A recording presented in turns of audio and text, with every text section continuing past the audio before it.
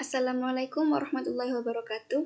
Saya Sefia Pianova dari kelas TI 2024E dengan NIM 24051204166. Pada kesempatan kali ini saya akan presentasikan materi tentang model infrastruktur jaringan, yang mana materi ini merupakan bagian dari mata kuliah jaringan komputer. Dengan harapannya melalui presentasi kali ini kita bisa lebih memahami bagaimana sebuah jaringan dibangun, apa saja komponen yang digunakan, serta model-model infrastruktur yang umum diterapkan. Infrastruktur jaringan bisa kita artikan sebagai fondasi yang memungkinkan komunikasi antar perangkat. Di dalamnya terdapat perangkat keras seperti router dan switch, perangkat lunak seperti sistem operasi server, serta berbagai protokol komunikasi seperti TCP atau IP. Tanpa infrastruktur ini, perangkat komputer maupun smartphone tidak akan bisa saling bertukar data.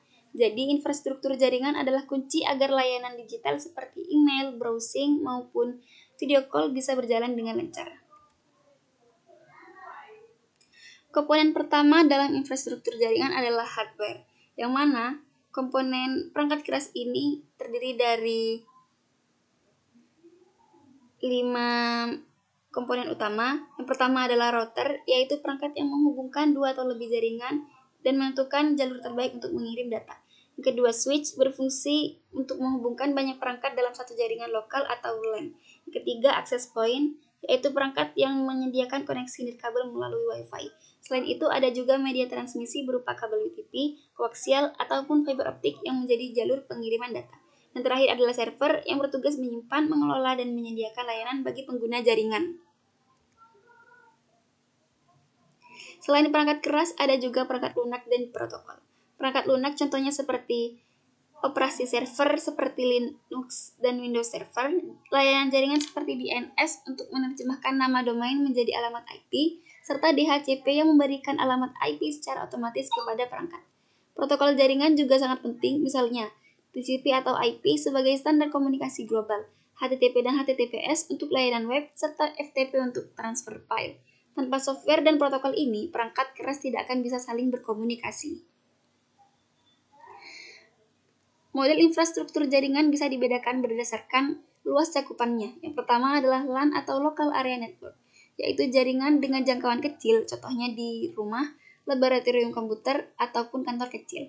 LAN biasanya memiliki kecepatan tinggi dan juga biaya yang relatif murah.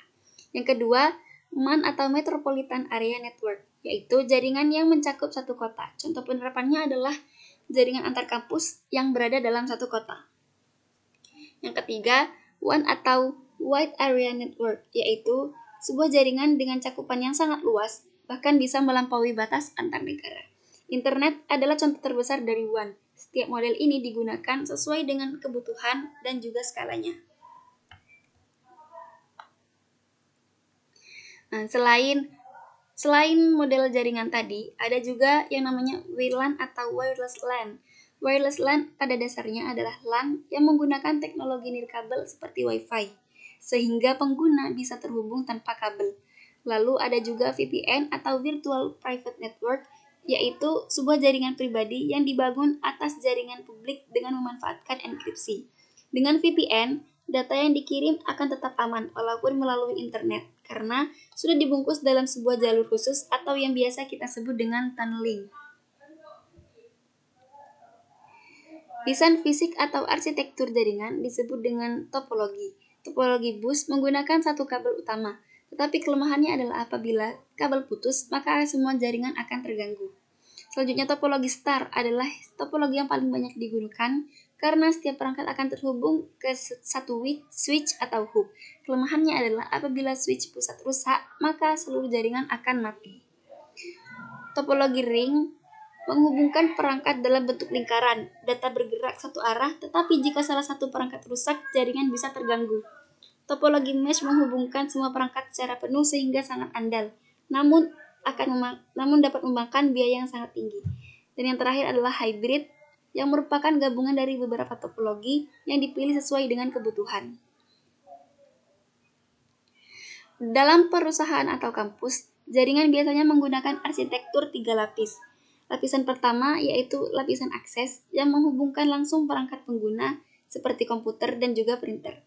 Lapisan kedua adalah lapisan distribution yang mengatur kebijakan, VLAN, dan juga keamanan jaringan. Yang ketiga adalah lapisan core yang menangani lalu lintas data berkecepatan tinggi antar bagian jaringan. Di pusat data modern, banyak juga menggunakan arsitektur leaf-spine yang memungkinkan setiap perangkat server memiliki jalur yang sama cepat ke server lainnya. Selain itu, arsitektur modern sering dikombinasikan dengan layanan cloud, sehingga data bisa disimpan dan juga diakses dari mana saja. Keamanan dan keandalan juga merupakan aspek penting dalam sebuah jaringan. Untuk keamanan, yang biasa digunakan adalah firewall untuk berfungsi menyaring lalu lintas, IDS atau IPS untuk mendeteksi dan juga mencegah serangan, serta segmentasi jaringan dengan VLAN agar akses lebih terkontrol. Untuk keandalan, jaringan dilengkapi dengan sistem redundansi, seperti menggunakan dua koneksi internet dari ISP berbeda, atau juga protokol failover seperti HSRP, agar apabila satu perangkat mati, maka perangkat lain akan bisa langsung menggantikannya. Dengan cara ini, jaringan akan tetap aman dan tetap berjalan walaupun sedang ada gangguan.